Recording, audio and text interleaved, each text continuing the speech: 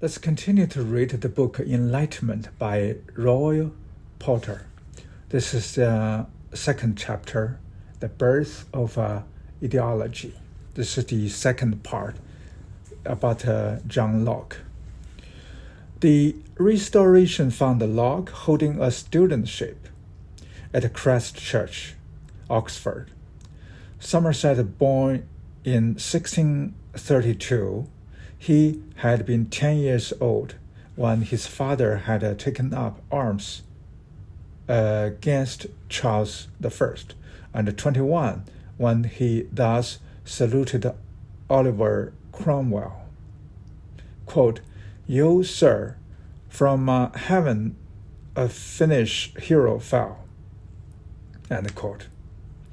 Though of a Puritan stock, he hated the interregnum turmoil, and his early thinking took a conservative turn, praising order above all, as is evident from his two tracts on governments, written in 1660 and 1661, but not published, which championed passive obedience and upheld the magistrate right to impose religious uniformity.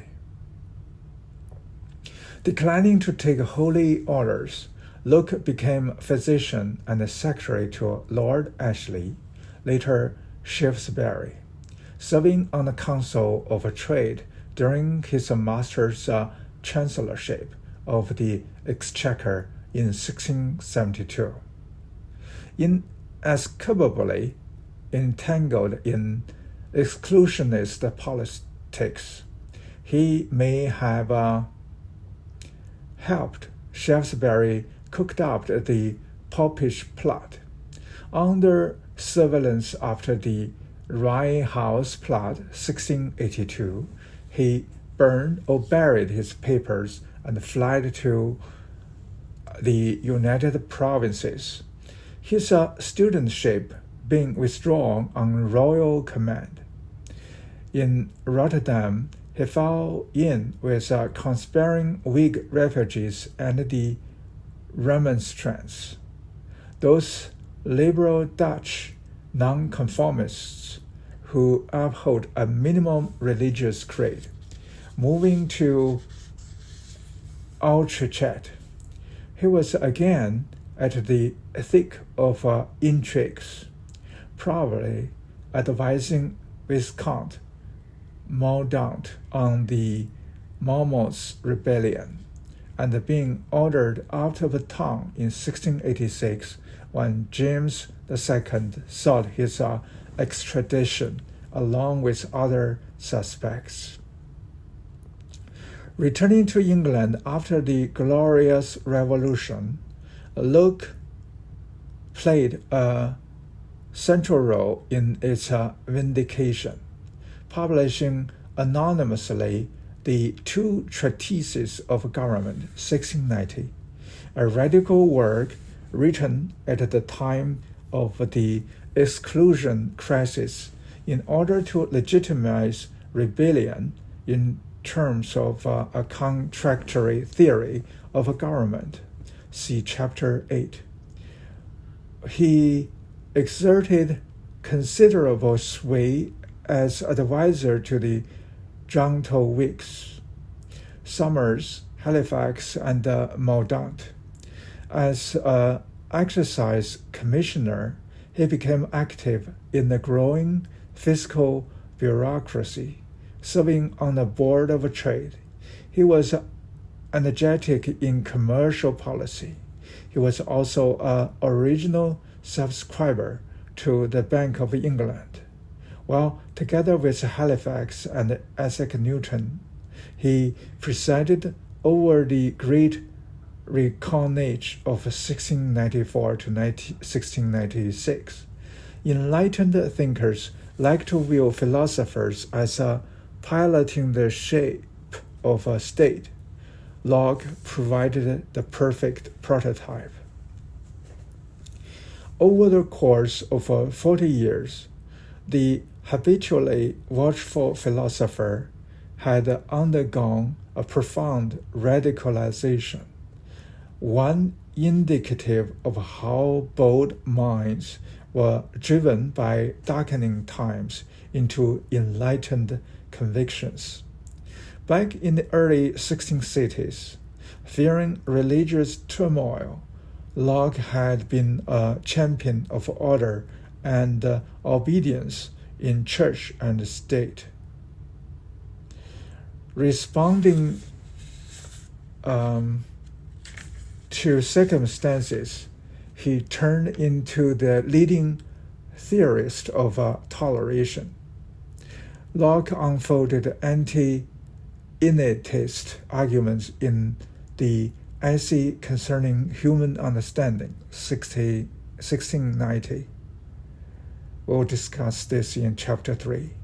His two treatises on government spelled out theories of government accountability and the right of resistance, and his religious orthodoxy crumbled as he became almost certainly a closet Unitarian.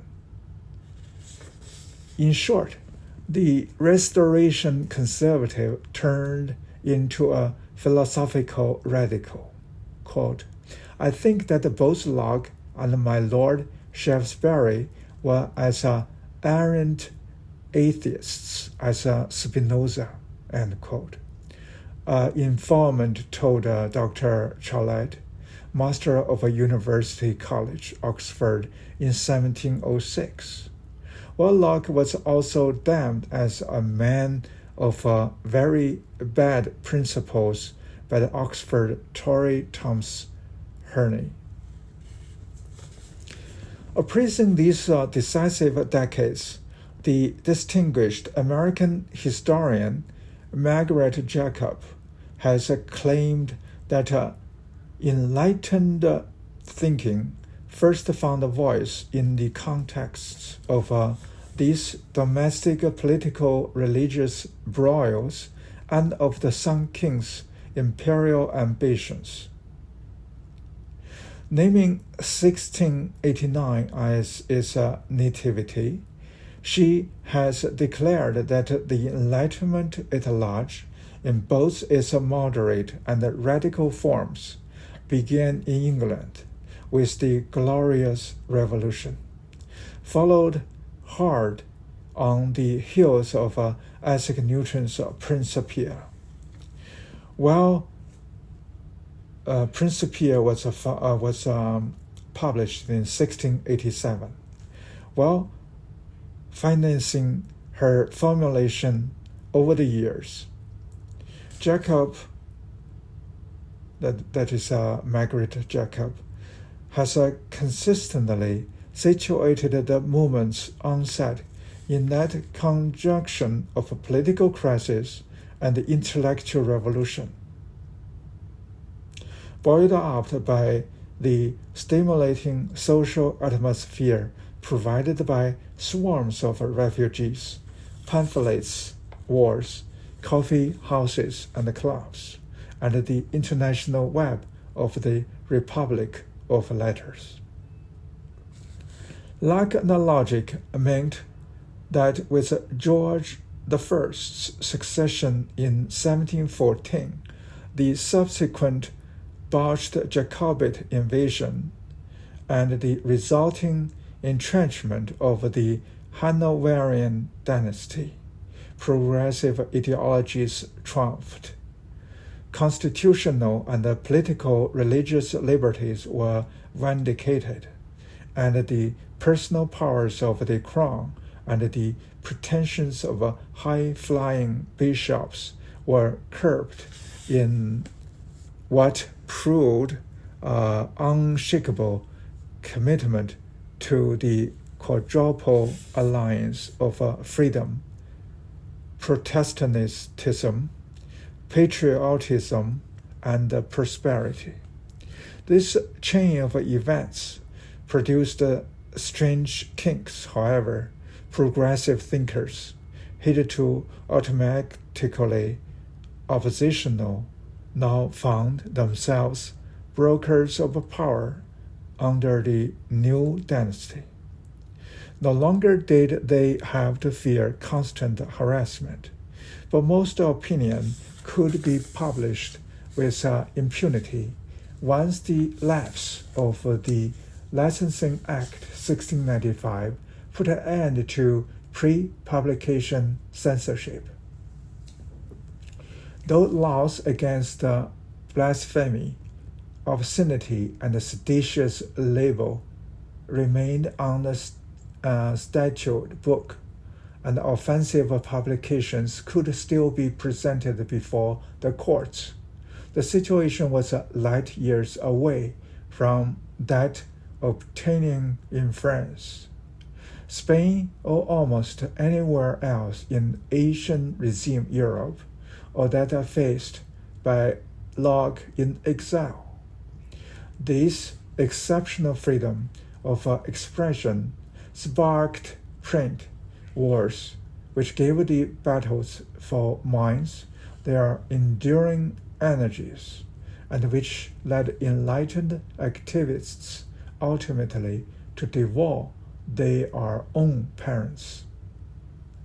In these circumstances, enlightened ideologies were to assume a unique inflection in England, one less concerned to lambast the status quo than to vindicate it against adversaries left and right, high and low. Poachers were turning gamekeepers. Implacable critics of princes now became something more like apologists for them. Those who had held that power corrupted now found themselves with the advent of a political stabilization, praising the Whig regime as the bulwark of Protestant liberties. These are paradoxes which have been brilliantly teased out by the historian John Locke. In a series of distinguished writings, Locke had analyzed the discourses which vindicated the post-1688 and the post-1714 settlements against the motley mix of Jacobites, high flyers, dissenting enthusiasts, and good old cause Republicans, seemingly threatening to drag Britain back into civil strife and wars of faith. Trained on the school of Peter Gay, he challenged the paradigm of Enlightenment as a radical liberation, which has made it so hard to speak of English Enlightenment at all.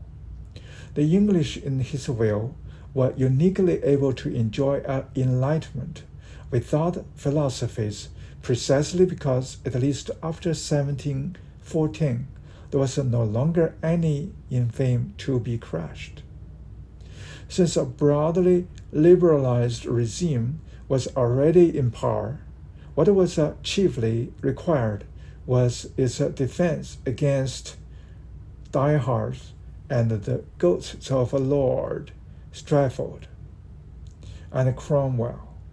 Hostility to religion, as such, would have been misplaced because after the Act of Toleration 1689, faith functioned within the framework of what Locke memorably dubbed, quote, the reasonableness of Christianity, end quote.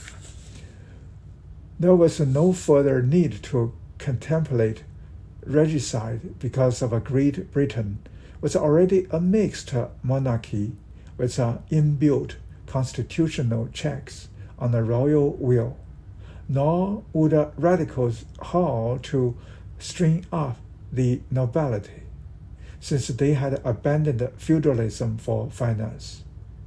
What Locke tentatively calls the conservative Enlightenment was thus a holding operation, rationalizing the post-1688 settlement.